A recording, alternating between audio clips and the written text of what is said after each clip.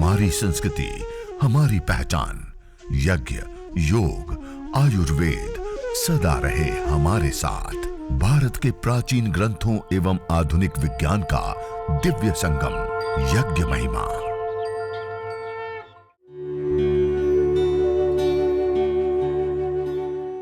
भारतीय संस्कृति में यज्ञ, योग एवं आयुर्वेद जैसी अमूल्य विद्याएं हैं, जिसका मूल है वेद। इतिहास की ओर दृष्टि डालें तो भगवान राम, भगवान कृष्ण से लेकर राजा महाराजाओं, ग्रामवासियों व अरण्यवासी ऋषियों की कुटियों तक नित्य व नैमित्तिक यज्ञों का प्रचलन देखने को मिलता है।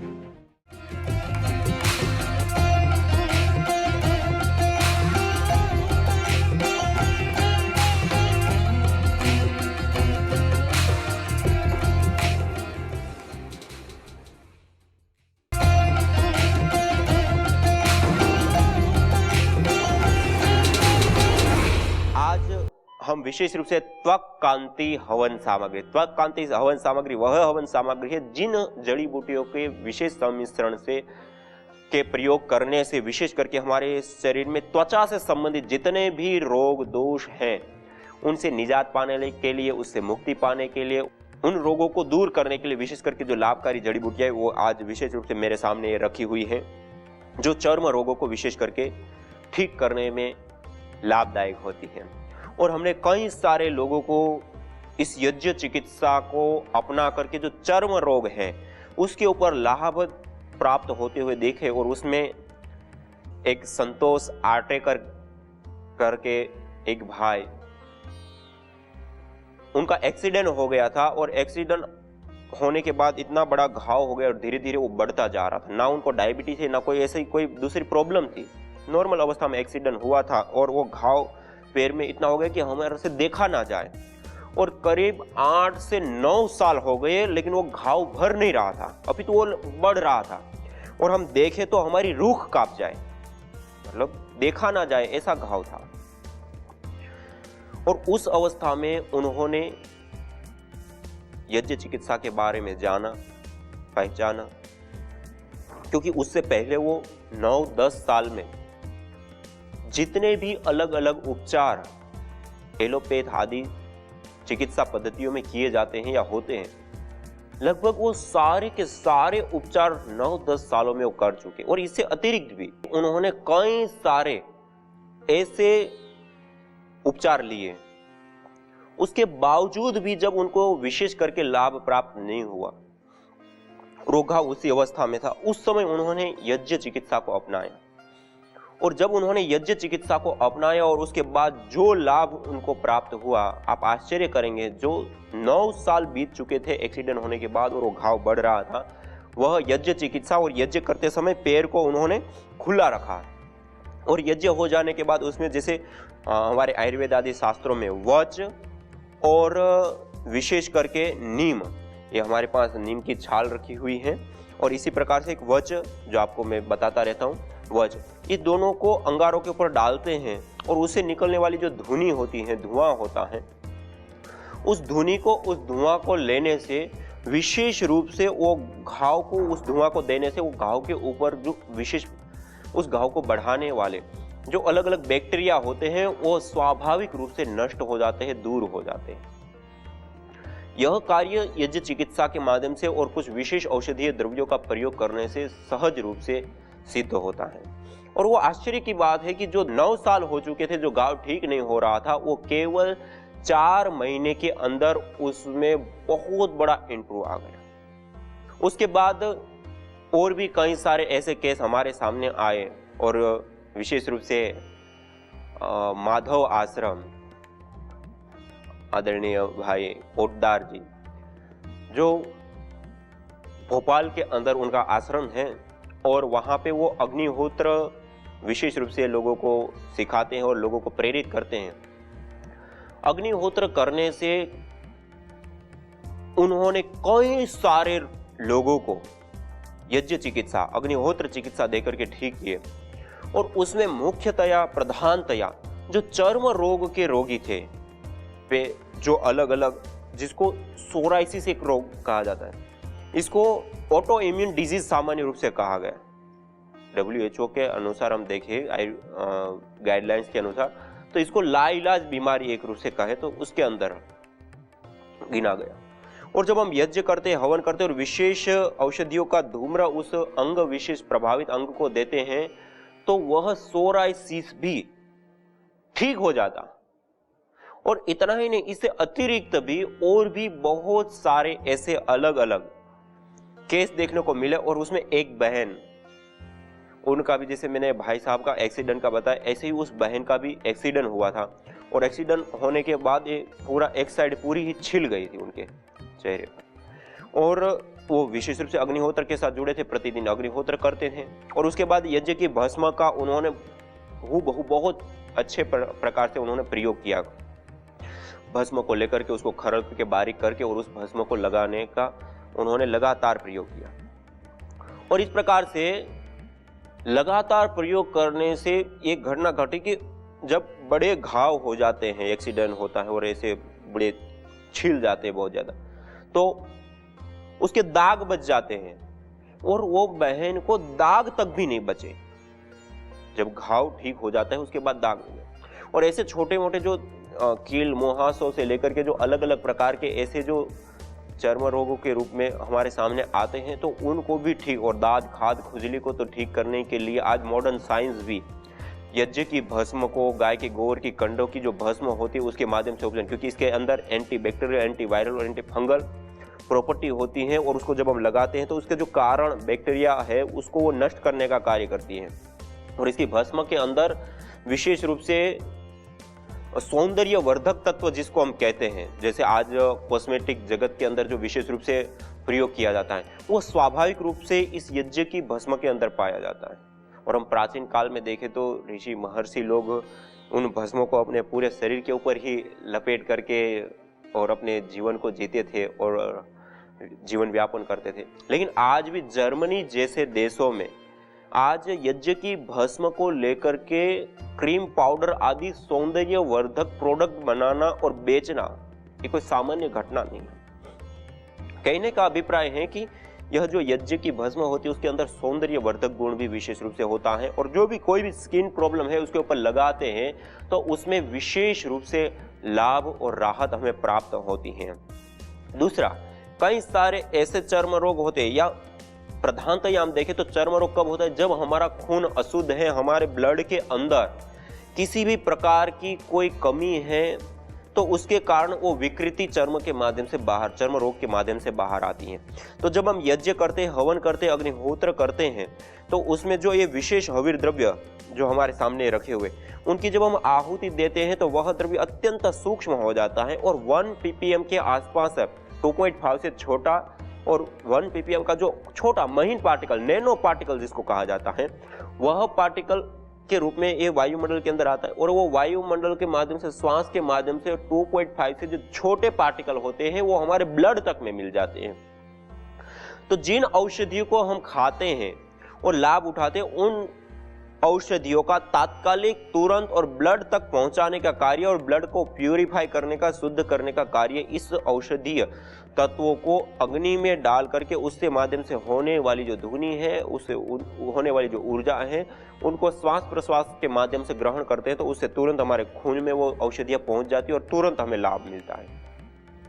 और उसमें विशेष करके कुछ मुख्य औषधियां हैं जिनका प्रयोग हम प्रधान रूप से यज्ञ के लिए करते हैं, जो चर्म रोगों को ठीक करने के लिए। उसमें सबसे पहला है गुग्गुल, जो ये मैं आपको प्रतिदिन बताता हूँ। ये गुग्गुल के बारे में, घीत गुलगुलो होमे च सर्वोत्पात आदि मर्दनम, एक घी और गुग्गुल का हवन करने से सभी प्रकार के उत्पाद शांत हो जाते हैं। गुग्गुल के बाद है दूर्वा, शास्त्रों में कहा दूर्वा व्याधि विनाशाय होमयेत, सभी प्रकार की व्याधियों के विनाश के लिए दूब घास की हम आहुति दे, तो ये दूर्वा है। दूर्वा के बाद ये शतावर है। ये शतावर भी चर्म रोगों को ठीक करने के लिए लाभकारी होती है, उपयोगी होती हैं। शतावर के बाद है हमारे पास ये पनवाड़, ये पनवाड़ के बीज हमारे पास है। इन बीजों को भी हम यज्ञ सामग्री के अंदर शामिल कर सकते हैं। वैसे भी पनवाड़ का पंचांग का भी हम प्रयोग कर सकते हैं। फिर है दारू हल्दी, एक होती है सामान्य हल्दी, ये सामान्य हल्दी जो पीली हल्दी हम कहते हैं, जिसका हम प्रयोग लेते हैं, यह पीली हल्दी। जैसे पीली हल्दी ऐसे ही ये दारू हल्दी, लेकिन ये जड़ में नहीं होती, ये जो लकड़ी होती है वही अपने आप में पीली होती है और ये एक अलग ही पेड़ होता है, उसकी ये लकड़ी का प्रयोग किया जाता है। ये दारू हल्दी है हमारे पास। और इसके बाद करंज, करंज आप सब करंज का पंचांग भी प्रयोग कर सकते हैं। ये हमारे पास बीज रखे हुए हैं, लेकिन बीज के साथ साथ मुख्यतया उसका जो पंचांग होता है करंज का, या करंज की छाल होती है, उसका प्रयोग हम इस यज्ञ के सामग्री के निर्माण के लिए विशेष रूप से कर सकते हैं।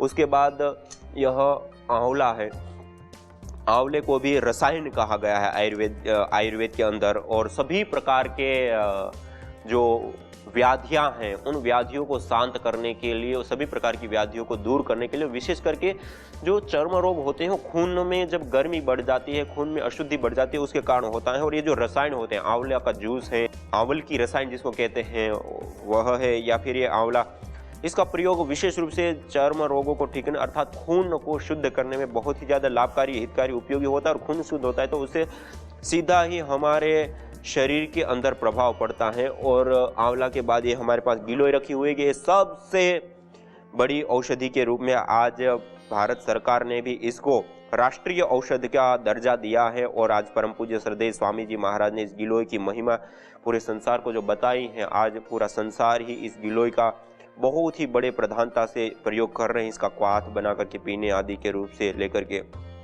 और प्रधान रूप से स्वामी दयानंद सरस्वती जी ने भी जब रोग निवारक द्रव्यों की यज्ञ में आहुति के बारे में जब उन्होंने बताया है, तो वहाँ पे विशेष रूप से इस गिलोय का वर्णन किया है कि गिलोय आदि रोग निवारक द्रव्यों का हम यज्ञ सामग्री में प्रयोग करें, तो यह है गिलोय। इसके बाद है बाकुची। ये बाकुची एक विशेष औषधि है और इसके बीजों का प्रयोग लेते हैं। ये बाकुची का जो चूर्ण है या बाकुची का बीज सीधा का सीधा, ये वैसे ही हम जब अंगारों के ऊपर डालते हैं, इसकी बहुत ही अच्छी सुरभि भी होती है, सुगंधी भी होती है। लेकिन ये चर्म रोगों को ठीक करने के लिए बाकुची चूर्ण का सेवन करना, बाकुची चूर्ण का लेपन करना और बाकुची चूर्ण से हवन करना, ये सभी ओर से बहुत ही ज़्यादा उपयोगी, लाभकारी और हितकारी होता है। तो ये बाकुची के बीज बहुत ही ज़्यादा लाभकारी होता है, बहुत ही ज़्यादा हितकारी होते हैं, बहुत ही ज़्यादा उपयोगी होता है। और चित्र की छाल, बाकुची और चणोठी, इनका बारीक पाउडर बना करके और गौमूत्र के साथ उसको लेप जैसा बना करके, और उसको जैसे सफ़ेद दाग हो जाते हैं, कोढ़ जिसको बोलते हैं, उन सफ़ेद दागों के ऊपर लगाते हैं तो एक थोड़ा सा उठता है। फिर उसको नीम की सड़ी लेकर के उसको फोड़ करके नीम का तेल लगा दे, फिर दूसरे दिन फिर वापस ऐसे लगा, तीसरे दिन फिर वापस ऐसे लगा। कुछ दिन ऐसे लगाने से जो सफ़ेद दाग हो जाते, पूरे शरीर सफ़ेद हो जाते लोगों के, उस रोग से भी इस प्रकार से निजात पाई जा सकती है। और इसी प्रकार ये बाकुची का जो बीज का हम विशेष रूप से हवन के रूप में भी प्रयोग कर सकते हैं। उसके बाद है हमारे पास यह बहेड़ा, आंवला, बहेड़ा और हरड़, ये तीनों विशेष रूप से त्रिफला कहा जाता है, त्रिफला चूर्ण, तो उसके अंदर ये प्रयोग होता है। तो ये बहेड़ा का जो फल है उसका गुद्दा है यह, और ये उनकी गुठली है। तो ये बहेड़ा जो होता है उसका भी हम सामग्री के रूप में जो चर्म रोग है उसको ठीक करने के लिए विशेष रूप से प्रयोग कर सकते हैं। और इसी प्रकार से यह हमारे पास श्वेत चंदन रखा हुआ है। वो श्वेत चंदन, क्योंकि ये सामग्री विशेष रूप से सुगंधित भी हो, क्योंकि ये कुछ अवैध जैसे बाकुची है वो सुगंधित होता है, लेकिन अन्य द्रव्य इतने सुगंधित नहीं होते हैं, तो उसके साथ सुगंधित भी हो जाए और शीतल भी होता है। और जब खून शीतल होता है तो उसके कारण से हमें विशेष रूप से लाभ मिलता है, विशेष करके उस रोग से हमें निजात प्राप्त होती है। इसलिए ये चंदन को भी हम हवन सामग्री के रूप में साथ में सम्मिश्रित करते हैं।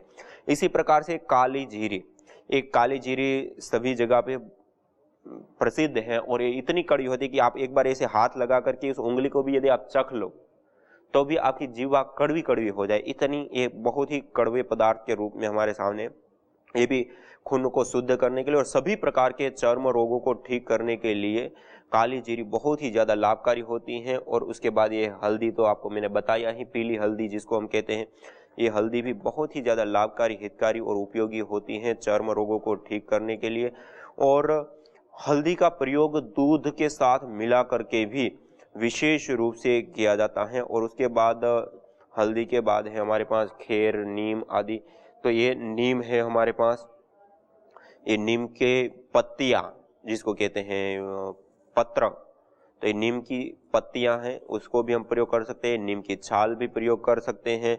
और नीम की पत्तियां, नीम की छाल आदि का प्रयोग लेने के साथ साथ जो खेर है, खदीर की छाल जिसको बोलते हैं, खेर बोलते हैं, तो ये खदीर है, खेर की छाल है, तो उसका भी हम इस यज्ञ के लिए, हवन के लिए या हवन सामग्री में मुख्यतया विशेष रूप से प्रयोग इस खेर का भी हम लेते हैं। और फिर मंजिष्ठ, ये हमारे पास मंजिष्ठ रखा हुआ है। ये मंजिष्ठ का प्रयोग भी चर्म रोगों को ठीक करने के लिए बहुत ही ज़्यादा लाभकारी और हितकारी और उपयोगी होता है। तो ये मंजिष्ठ के बाद चिरायता और कालमेघ, ये हमारे पास चिरायता रखा हुआ है।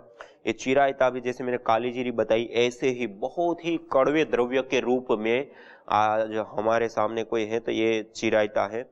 और इसी प्रकार से ये हरड़, आंवला, बहेड़ा और हरड़, जैसे आंवला है, बहेड़ा है और हरड़, ये तीन द्रव्य जो हैं उसको कहा जाता है त्रिकटु।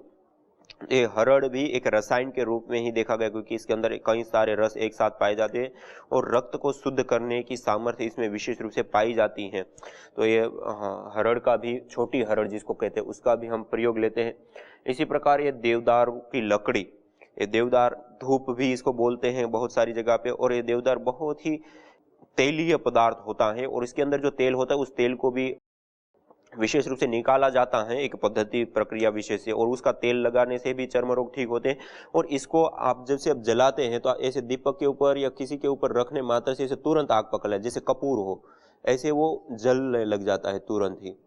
और आप इसका तेल भी तुरंत ही, जैसे गर्म होता है तुरंत वो उसका तेल भी निकलने लग जाता है। और जब आप अंगारों के ऊपर डाल देते हैं तो उसकी एक धुनी विशेष निकलती है, और वो जो धुनी विशेष सुर भी सुगंधित भी होता है और सौमनस्यकारी भी होता है। और इसके जो तेल आदि होते हैं वो जब एरोमेटिक ऑयल, उड़नशील तेल वायुमंडल में आ जाते हैं और उसमें हम श्वास लेते हैं तो उससे विशेष रूप से हमारा शरीर का शोधन, रक्त का शोधन आदि होता है। और इसी प्रकार से इंद्रायण भी चर्म रोगों को ठीक करने के लिए जो हवन सामग्री हम प्रयोग लेते हैं उसके अंदर विशेष रूप से इंद्रायण के फलों का हम मुख्यतया प्रधानतया हम प्रयोग लेते हैं। इंद्रायण के बाद ये हमारे पास है अपामार्ग। ये तो मैंने आपको बताता ही रहता हूँ कि अपामार्ग, अपाम हर्षति इति अपामार्ग, सभी प्रकार के रोगों का जो मर्दन कर दे, सभी प्रकार के रोगों का हर्षण कर दे, उसको कहते हैं अपामार्ग। ये अपामार्ग का प्रयोग बहुत ही ज्यादा विशेष करके लाभकारी, हितकारी, उपयोगी सभी रोगों के लिए होता है। और इन अपामार्ग को, और जैसे हम ये अंगारों के ऊपर ये मैंने वो डाला, इसी की प्रकार इसको अंगारों के ऊपर डाल करके भी इसकी जो धुनी होती है उसको लेने से सभी प्रकार के बैक्टीरिया आदि नष्ट हो जाते हैं। ऐसे ही ये मदार, आंख, अर्क, आंकड़ा, रुई, सब जगह पे अलग अलग जगह पे अलग अलग नाम से इसको पुकारते हैं। ये मदार की जड़, मदार की लकड़ी, समिधा, इनका भी चर्म रोगों के लिए विशेष करके लाभकारी, हितकारी और उपयोगी प्रयोग विशेष करके किया जाता है। तो ये मदार का प्रयोग भी हम विशेष रूप से यज्ञीय समिधा के रूप में भी कर सकते हैं। और नीम की जो लकड़ी होती है या फिर देवदार की जो लकड़ी होती है उसका प्रयोग भी हम विशेष रूप से इसमें कर सकते हैं यज्ञ के लिए। फिर अनंत मूल हमारे पास रखा हुआ है, यह अनंत मूल भी बहुत ही सुगंधित भी, ऐसे सूंघने से ही इसमें एक विशेष सुर भी, एक सुगंधी आती है, जैसे चंदन की होती है, जैसे गुलाब की पंखुड़ियों की होती है, ऐसे इसमें भी एक विशेष अपनी सुर भी, सुगंधी होती है। ये अनंत मूल भी चर्म रोगों को ठीक करने के लिए विशेष करके लाभकारी होता है। इसी प्रकार से यह जैसे कालमेघ था, ऐसे ही ये चिरायता भी एक बहुत ही कड़वा पदार्थ होता है। इसकी यदि आप एक पत्ती भी मुंह में ले लो तो पूरा अस्तित्व हिल जाए, मतलब बहुत ही कड़वा पदार्थ के अंदर वो होता है। सामान्य रूप से जो व्यक्ति कड़वा नहीं खाता वो इसको थोड़ा सा खा ले तो उल्टी हो जाए, ऐसा कड़वा पदार्थ होता है। इसका भी हम विशेष रूप से चर्म रोगों को ठीक करने के लिए प्रयोग करते हैं। और इसी प्रकार एक और द्रव्य है द्रोण पुष्पी। यह द्रोण पुष्पी भी यज्ञ के लिए विशेष करके लाभकारी होते हैं। ये उनके पुष्प सूखे हुए हैं और ये उनका पंचांग है, द्रोण पुष्पी का प्रयोग। तो इस प्रकार से कुछ चर्म रोगों को ठीक करने के लिए या चर्म रोगों को निजात पाने के लिए जो मुख्य कुछ प्रधान द्रव्य है उसका आपको दर्शन कराया और बताया। यज्ञ भारतीय संस्कृति का मूल है। तो आइए हम संकल्प लें, संसार के श्रेष्ठतम कर्म यज्ञ को अपनाएं, पिंड और ब्रह्मांड में संतुलन कायम करने वाले यज्ञ को अपने जीवन का अभिन्न अंग बनाएं एवं प्रकृति मां के प्रति अपने ऋणों को अदा करें। विश्व स्वास्थ्य का एक नारा, यज्ञ से होगा जग उजियारा। भारतीय संस्कृति की अमूल्य विरासत यज्ञ की महिमा को जानने हेतु वैदिक चैनल पर प्रतिदिन प्रातः एवं सायं 11:30 बजे यज्ञ महिमा कार्यक्रम से जुड़े। विशेष जानकारी हेतु संपर्क करें। मोबाइल 9068565306।